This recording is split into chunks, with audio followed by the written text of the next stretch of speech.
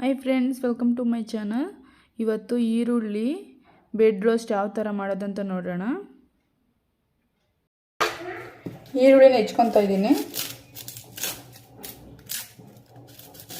ನಿಮ್ಗೆ ಎಷ್ಟು ಬೇಕು ಅಷ್ಟು ಇದು ಮಾಡ್ಕೊಳ್ಳಿ ಗೊಜ್ಜಿಗೆ.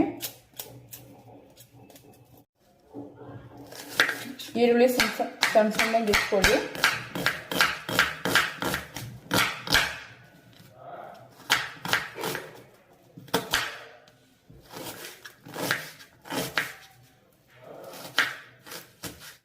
ಇವಾಗ ಎಣ್ಣೆ ಹಾಕ್ಕೊಳ್ಳೋಣ. ಈರುಳ್ಳಿ ಫ್ರೈ ಮಾಡ್ಕೋಬೇಕು. 2 ಹಸಿಮೆಣಸಿನಕಾಯಿ ತಗೊಂಡಿದ್ದೀನಿ. ನೀವು ಖಾರದ ಪುಡಿ ಸ್ವಲ್ಪ ಹಾಕ್ಕೊಳ್ಳಿ, ನಿಮ್ಗೆ ಎಷ್ಟು ಬೇಕು ಅಷ್ಟು ಖಾರ. ನೀಟಾಗಿ ಫ್ರೈ ಮಾಡ್ಕೊಳ್ಳಿ. ಎಷ್ಟು ಬೇಕು ಅಷ್ಟು ಉಪ್ಪು ಹಾಕ್ಕೊಳ್ಳಿ.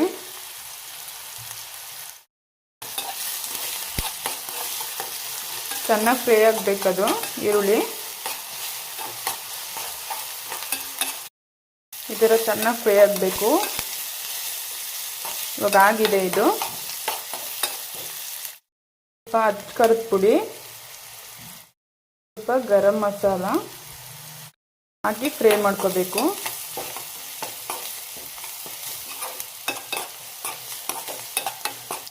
ಈ ಥರ ರೋಸ್ಟ್ ಆಗಿದೆ. ಇವಾಗ ಸ್ಟವ್ ಆಫ್ ಮಾಡ್ಕೊಳ್ಳೋಣ.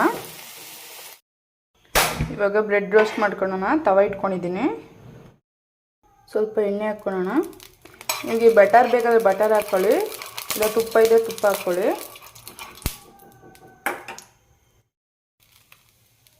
ಬ್ರೆಡ್ ರೋಸ್ಟ್ ಮಾಡ್ಕೊಳ್ಳೋಣ. ಇವಾಗ ಆಗಿದೆ.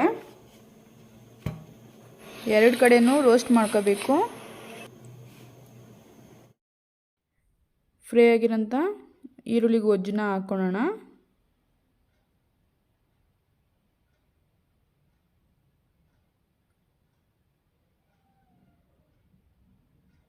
ತುಂಬ ಚೆನ್ನಾಗಿರುತ್ತೆ, ಟ್ರೈ ಮಾಡಿ ನೋಡಿ. ಮಕ್ಕಳಿಗೆ ತುಂಬ ಇಷ್ಟ ಆಗುತ್ತೆ.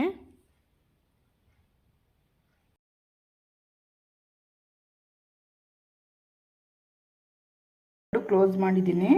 ಇವಾಗ ತವದ ಮೇಲೆ ಇಡೋಣ.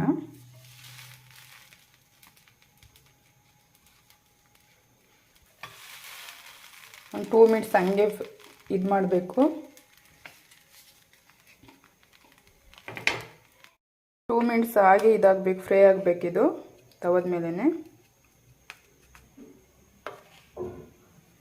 ತುಂಬ ಚೆನ್ನಾಗಿರುತ್ತೆ, ಟ್ರೈ ಮಾಡಿ ನೋಡಿ.